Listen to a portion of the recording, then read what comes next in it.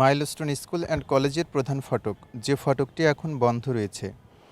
এই ফটক দিয়েই শিক্ষক শিক্ষার্থীরা প্রবেশ করত এবং তাদের পদচারণায় মুখরিত হতো এই ক্যাম্পাস। ক্যাম্পাসের প্রধান ফটক বন্ধ রাখা হয়েছে।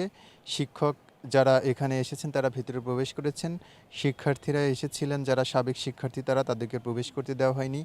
অভিভাবক এসেছেন অনেকেই, যাদের সন্তান খুঁজে পাওয়া যাচ্ছে না তারা প্রবেশ করেছেন ভেতরে এবং তাদের তথ্য ভেতরে যে তথ্য কেন্দ্র করা হয়েছে সেখানে সংগ্রহ করা হচ্ছে। তার বাইরে সাধারণ যারা রয়েছেন, গণমাধ্যম কর্মীরাও যারা রয়েছেন তাদেরকেও ভেতরে প্রবেশ করতে দেওয়া হয়নি।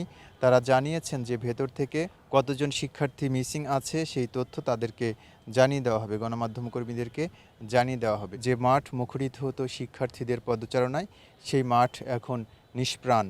যে সবুজ গাছ লাল হয়ে গিয়েছে দেখছেন আপনারা, ঠিক এই জায়গাটিতেই বিমান বিধ্বস্ত হয়েছে এবং বিমান পড়ে এখানকার শ্রেণীকক্ষে ঢুকে পড়ে এবং সেখানে বিস্ফোরণ ঘটে। এই বিস্ফোরণে কোমলমতি শিক্ষার্থীরা প্রাণ হারিয়েছে। এখনও হাসপাতালে কাতরাচ্ছে অনেক কোমলমতি শিক্ষার্থী। দুজন শিক্ষক নিহত হয়েছেন। এখন পর্যন্ত ৩ জন শিক্ষার্থী এবং ২ জন অভিভাবককে পাওয়া যাচ্ছে না, তেমনটি জানিয়েছেন আমাদেরকে এখানকার কলেজ কর্তৃপক্ষ। এই ঢাকার মতো আবাসিক এলাকায় আর কোনো প্রশিক্ষণ বিমান যেন না চলে সেটি জানিয়েছেন এখানে যারা এসেছিলেন সচেতন মহল।